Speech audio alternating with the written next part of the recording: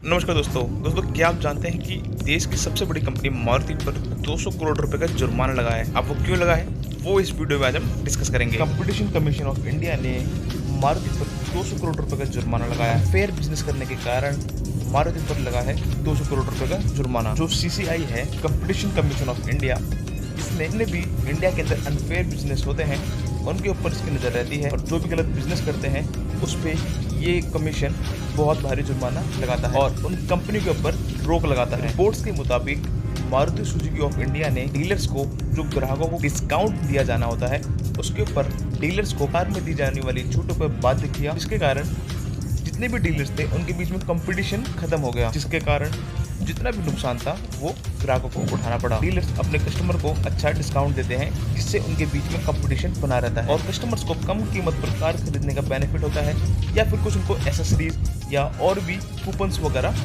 मिल जाते हैं। 2019 के अंदर CCI ने मारुति सुजुकी ऑफ इंडिया के ऊपर नजर रखी और अभी 2021 में कंपनी के ऊपर 200 करोड़ रुपए का जुर्माना लगाया है। कॉर्पोरेट मामलों के मंत्रालय ने कहा है कि CCI ने मारुति सुजुकी इंडिया लिमिटेड पर छूट नियंत्रण नीति लागू करके प्रतिस्पर्धा विरोधी आचरण में लिप्त होने के लिए 200 करोड़ रुपए का जुर्माना लगाया है। दोस्तों, CCI ने कंपनी को 60 दिनों के अंदर ये अमाउंट जमा कराने के लिए कहा है और साथ ही ये भी कहा है कि ये चीजें बंद होनी चाहिए। 2019 में जब कंप्लेंट्स आई तो CCI ने इनके ऊपर निगरानी रखनी शुरू कर दी थी कि मारुति सुजुकी ऑफ इंडिया अपने डीलर्स को उनके द्वारा दी जाने वाली छूट पे मजबूर कर रही है, अपने हिसाब से ज्यादा डिस्काउंट नहीं दे सकते।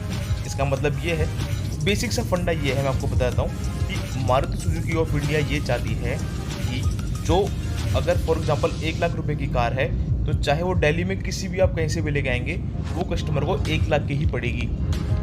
अगर कोई डीलर अपने हिसाब से डिस्काउंट देना चाहे तो वो बिल्कुल नहीं दे सकता और अगर वो देता है तो मारुति सुजुकी ऑफ इंडिया उसके ऊपर बहुत भारी जुर्माना लगाता है। इसके 2-3 एग्जाम्पल भी सामने आए थे। CCI की जांच में क्लियर हुआ है कि मारुति इंटरफेयर करते थे अपने डीलर्स के बीच में कि वो किस प्राइस में ग्राहकों को कार दें और बेसिकली वो कंपटीशन को खत्म करना चाहते थे, जिसके कारण कस्टमर्स को बहुत नुकसान हुआ क्योंकि हो सकता था कि कंपटीशन के कारण उनको वो कार सस्ती पड़ सकती थी। जांच में CCI ने पाया है कि मारुति सुजुकी ऑफ इंडिया ने अपने डीलर्स के साथ एक एग्रीमेंट किया था जिसके तहत उन्हें ग्राहकों को कंपनी द्वारा निर्धारित छूट से अधिक छूट देने पर रोक दिया गया था। दूसरे शब्दों में मारुति के पास अपने डीलरों के लिए एक छूट नियंत्रण नीति थी जिसके तहत डीलरों को मारुति द्वारा उपभोक्ताओं को अतिरिक्त छूट, मुफ्त उपहार आदि देने से रोक दिया गया था। अगर डीलर किसी को भी मारुति के अकॉर्डिंग से ज्यादा डिस्काउंट देना चाहता था तो उसको पहले प्रीयर अप्रूवल लेना होता था मारुति से। जांच में ये भी पाया गया है कि मिस्ट्री शॉपिंग एजेंसी मारुति ने हायर करे थे। कुछ लोग फैमिली मेंबर्स बन के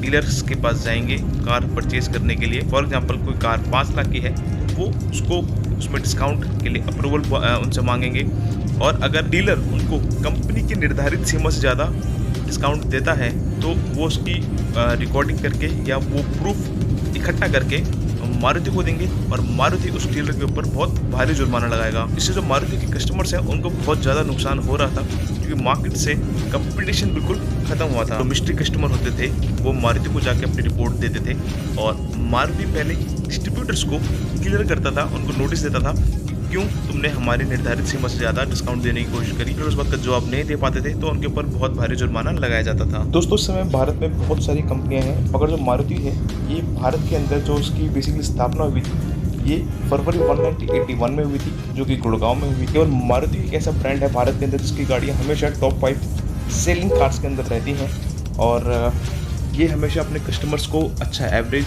अच्छा माइलेज देने के चक्कर में रहती हैं और उस चीज़ को तो खैर एवरेज के मामले में कोई मारुति को कोई कम्पीट नहीं कर सकता, बट जितनी वो एवरेज अच्छी दे रही है उतनी वो बॉडी को भी हल्का कर रही है और जो गाड़ियाँ बनती है वो बनती है गुड़गांव के मानेसर के अंदर। दोस्तों, आपको अगर वीडियो इन्फॉर्मेटिव लगा हो तो प्लीज़ चैनल को लाइक सब्सक्राइब जरूर कीजिएगा। इस चैनल के अंदर कार से रिलेटेड वीडियोज आते रहते हैं।